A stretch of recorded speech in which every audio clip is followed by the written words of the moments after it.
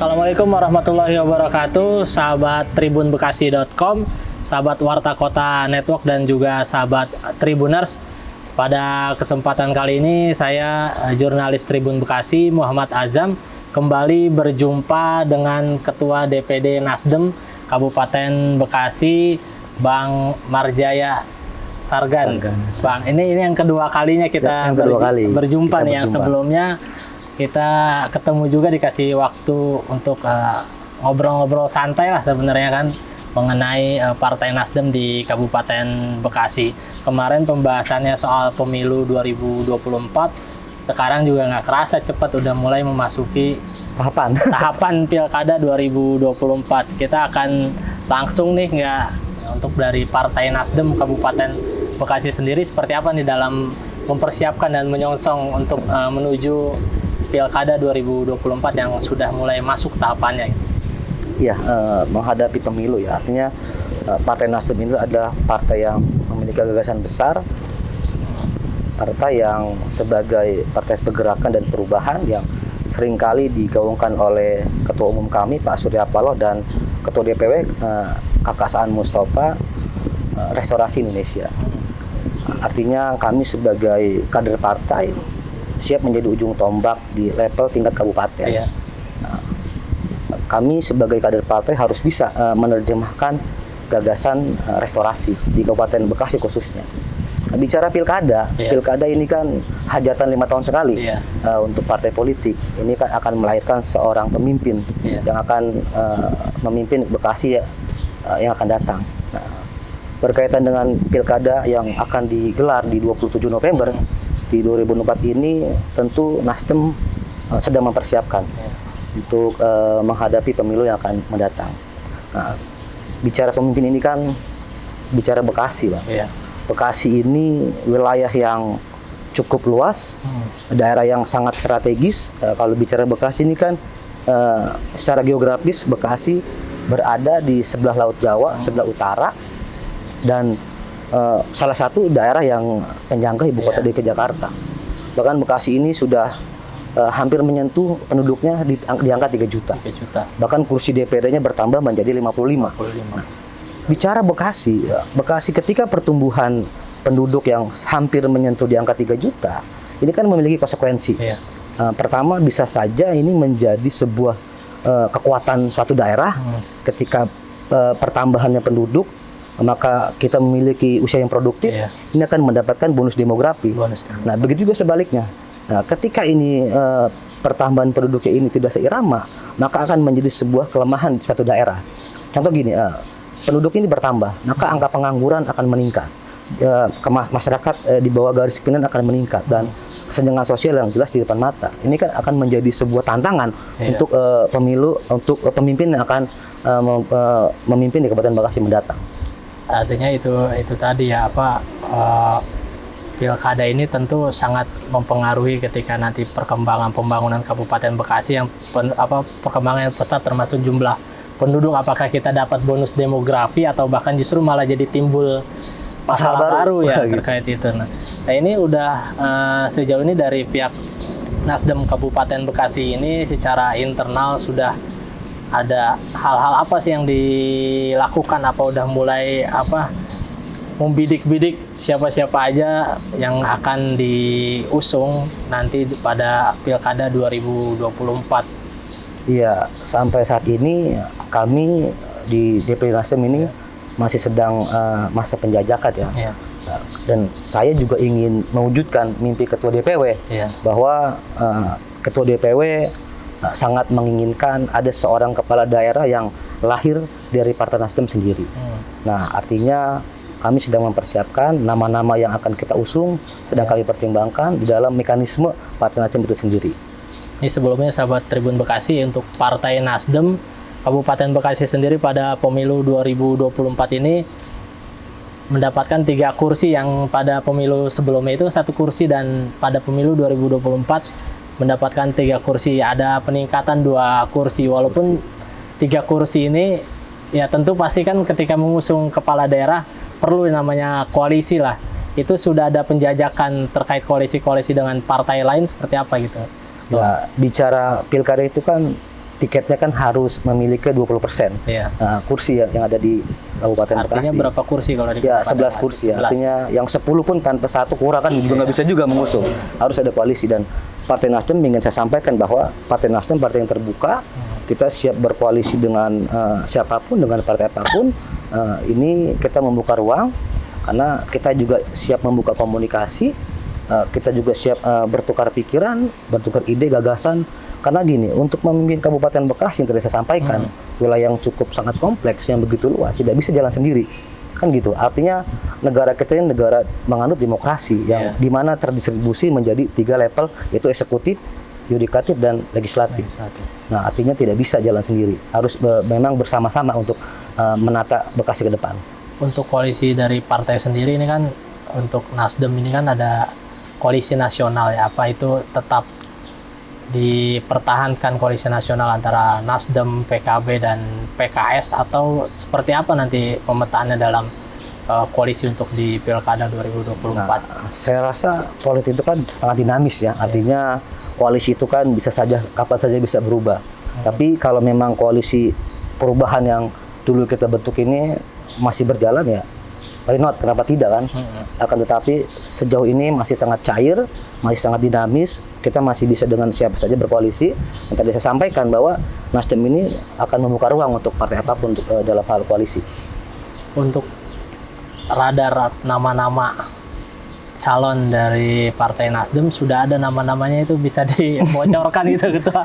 Jadi begini, Nasdem itu tadi saya bilang, Nasdem itu partai yang terbuka. Artinya tadi saya sampaikan bahwa Ketua DPW ingin menginginkan seorang kepala daerah yang lahir dari Partai Nasdem sendiri. Tentu nama-nama kita juga memiliki, dan saya sebagai pimpinan partai, Ketua DPD, dan ketika ada juga ada Teh Tuti, ada Bu Sikom, artinya semua kader-kader terbaik. Tentu kami sebagai representatif Nasdem di Kabupaten Bekasi akan siap dimanapun, kapanpun ditugaskan oleh Ketua DPW, kami tentunya akan siap menjalankan perintah daripada pimpinan. Berarti baru 2 itu yang masuk dalam bursa? Ya, sementara ini 2 nama itu yang memang saat ini yang sedang akan kita lempar di masyarakat, kita serahkan kepada masyarakat seperti apa yang masyarakat inginkan nantinya. Kalau untuk balik lagi berbicara tentang Kabupaten Bekasi sendiri, itu kan tadi di awal sudah membahas mengenai kriteria dalam seorang pemimpin lah, khususnya di Kabupaten Bekasi. Untuk situasi kondisi Kabupaten Bekasi sendiri ini sebetulnya seperti apa di mata Nasdem Kabupaten Bekasi, khususnya di mata Ketua, terkait mungkin dari segi pembangunannya, mungkin dari segi pertumbuhan ekonomi dan lainnya, itu seperti apa sekarang kondisinya? Jadi kalau kita bicara Kabupaten Bekasi ya, saat ini memang kita memahami bahwa saat ini Bekasi ini dengan krisis dengan kepemimpinan yang berapa kali bergonta-ganti kepala daerah yang kemarin yang tidak bisa saya sampaikan lah terkait itu.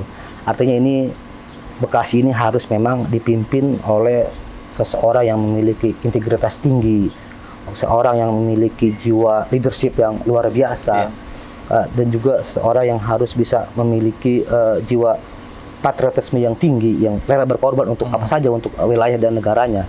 Tentu kita membutuhkan seorang sosok yang seperti itu. Nah, Ketua DPW sering sampaikan, jangan sampai nanti kita sebagai partai politik mengusung calon kepala daerah, ketika dia sudah terpilih, maka dia hanya mementingkan dirinya, keluarganya, kelompoknya, dan golongannya. Dan yang ingin diharapkan oleh Ketua DPW adalah ketika pemimpin yang akan terpilih nanti menjadi pemimpin Kabupaten Bekasi, dia harus bisa membawa orientasi kepada kemaslahatan umat, khususnya masyarakat Kabupaten Bekasi. Maksudnya ini kita juga bertepatan bincang-bincangnya di daerah Kecamatan Tarumajaya, di mana ini merupakan daerah utara Kabupaten Bekasi, dan ini mungkin Ketua lebih paham betul bagaimana kondisi seperti apa di Bekasi Utara dan mungkin perkembangannya seperti apa, dan ya itu tadi, apakah pembangunannya sudah masih tertinggal atau seperti apa, itu yang disambung-sambung tadi. Butuh mungkin sosok pemimpin yang tidak hanya memperhatikan di pusat kota mungkin ya, termasuk juga daerah-daerah pesisir itu. Kalau bicara utara ya, utara ini di mana Bekasi Utara ini Tarumajaya. Kita ada Tarumajaya, ada Babelan, ada Muara Gembong dan sebagainya. Kalau bicara utara ini kan jadi gini. Bekasi ini dengan menyandang suatu daerah yang industri terbesar se-Asia Tenggara, namun menjadi kontradiktif ketika banyak wilayah industri, tapi masih banyak angka pengangguran, khususnya di Bekasi Utara. Ini kan menjadi sebuah keprihatinan dalam sebuah daerah, sedangkan daerahnya menyandang sebuah proses industri terbesar bahkan se-Asia Tenggara, tapi masih banyak angka kemiskinan dan pengangguran di Kabupaten Bekasi Utara khususnya. Nah, ini butuh perhatian khusus, dan saya sering sampaikan kepada teman-teman semua bahwa Bekasi Utara ini jauh dengan kata ketinggalan dibandingkan di wilayah-wilayah Bekasi Selatan, Timur, dan sebagainya. Nah, ini saya rasa butuh lah sosok-sosok yang bisa memperhatikan daerah utara gitu. Kira-kira seperti itulah.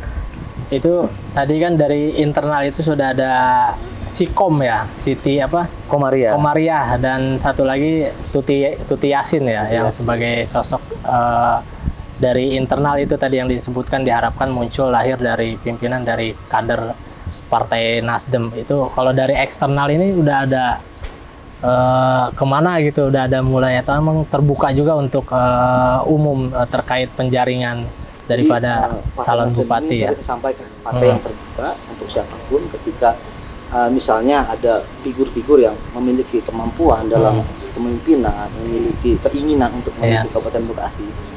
Ketika dia ingin menggunakan Partai Nasdem, kami akan tetap terbuka. Nasdem memiliki mekanisme untuk menjaring sosok figur yang akan kita usung di Kabupaten Bekasi sebagai seorang kepala daerah. Nah, tapi tidak menutup kemungkinan juga kita akan mengedepankan kader-kader terbaik kita untuk kita usung di pilkada yang akan mendatang. Soal berbicara tadi ketua 3 kursi Partai Nasdem, mungkin secara kursi tidak signifikan, namun bisa saja kan jadi leader dalam koalisi ya misalnya. Nah, itu kalau dari Partai Nasdem Kabupaten Bekasi sendiri mengincarnya itu bupati atau wakil bupati dengan peta politik yang ada gitu. Saat ini kami masih penjajakan, artinya bicara kursi ini kan artinya menjadi sebuah kekuatan. Tapi juga saya sampaikan bahwa politik itu dinamis. Sepanjang kita mau berkonsolidasi, kita berkoalisi, dan kita bernegosiasi, kalau untuk kepentingan dan kemaslahatan Kabupaten Bekasi, kenapa tidak? Artinya yang jelas memang Nasdem akan menargetkan kan menjadi calon kepala daerah, yaitu calon bupati di Kabupaten Bekasi. Ini terakhir sebagai penegasan kriteria sosok kepala daerah dari Partai Nasdem Kabupaten Bekasi ini, 3 poin lah biar disingkat. Itu apa aja ketua kriterianya, mungkin di luar dari mungkin popularitas atau mungkin segi elektabilitas, di luar itu apa saja sih yang menjadi kriteria sebagai kepala daerah, calon kepala daerah di Kabupaten Bekasi? Jelas ya, Nasdem ini juga mempunyai calon kepala daerah yang akan kita usung ini. Pertama, bukan hanya tentang elektabilitas dan popularitas, tapi bagaimana seorang pemimpinnya memiliki integritas yang tinggi, memiliki jiwa patriotisme yang tinggi, dan memiliki juga komitmen yang tinggi untuk memimpin Kabupaten Bekasi. Apalagi bicara Bekasi, harus dibutuhkan pemimpin yang memiliki moralitas yang tinggi. Dan kondisi saat ini seperti saat ini kan, artinya Nasdem ini tidak menginginkan, tadi disampaikan oleh Ketua DPW, jangan sampai kita mengusung calon bupati yang ketika terpilih dia lupa dengan Partai Nasdem sendiri dan lupa dengan masyarakat. Dia harus berorientasi untuk kemaslahatan masyarakat Kabupaten Bekasi. Kira-kira begitu. Siap. Baik, kita boleh minum dulu, Ketua. Ini masih ada 2 pertanyaan sekaligus 1 pertanyaan buat penutup nih, Ketua. Itu sejauh ini sudah ada komunikasi dengan partai mana aja, atau mungkin sudah bertemu atau membahas gitu, komunikasi dengan sejumlah partai, atau bahkan sudah ada bakal calon lah yang sudah datang atau seperti apa gitu, di baik itu internal maupun eksternal gitu, yang ngobrol atau komunikasi dengan ketua itu? Ini kan bicara tahapan kan, ini kita baru bulan 4 ya, artinya nanti pendaftaran kan di bulan Agustus, masih ada waktu 4 bulan. Ya, sementara ini kami tetap terbuka, tetap cair, kita berkoordinasi, mungkin sementara ini via telepon, ketemu yang secara tertutup, kita beberapa ketemu partai-partai politik yang secara tertutup yang belum kita buka di publik. Artinya ya kita sudah mendapatkan suatu komitmen, suatu kesepakatan, akan kita deklarasikan bersama, kira-kira seperti itu. Siap, ini nampaknya masih ada kejutan-kejutan berikutnya nih. Belum dikeluarkan koalisi dengan siapa, termasuk calon-calon yang akan diusung oleh Partai Nasdem Kabupaten Bekasi. Ketua terakhir sebagai penutup mungkin tentang Pilkada Kabupaten Bekasi di tahun 2024 ini dan harapannya tentunya bagi Partai Nasdem pada Pilkada 2024. Ya. Kami berharap ketika Pilkada nanti hajatan besar 5 tahun sekali ini akan melahirkan seorang pemimpin yang memiliki integritas yang tinggi, pemimpin yang punya jiwa patriotisme yang tinggi. Tentunya yang terpenting adalah memiliki moralitas yang tinggi untuk memimpin Kabupaten Bekasi. Karena Bekasi ini wilayah yang sangat strategis, salah satu wilayah penyangga ibu kota Jakarta, tentu harus menjadi wilayah unggulan daripada kabupaten-kabupaten yang ada di Jawa Barat. Kira seperti itu. Siap. Ini terima kasih banyak Ketua waktunya. Ya, sama-sama. Ini pembahasannya nanti ada informasi dan kejutan baru mengenai, karena mungkin masih panjang juga tahapannya, dan kalau nggak salah itu 20 Agustus ya mulai pendaftaran ya, mulai pendaftaran dari 28 Agustus. calon kepala daerah di Pilkada 2024. Baik, demikian sahabat tribunbekasi.com dan juga Warta Kota Network dan Tribuners. Ini bincang-bincang santai dengan Ketua DPD Partai Nasdem Kabupaten Bekasi. Sampai jumpa di wawancara atau bincang-bincang santai berikutnya atau selanjutnya. Assalamualaikum warahmatullahi wabarakatuh. Waalaikumsalam warahmatullahi wabarakatuh. Jangan lupa subscribe ya.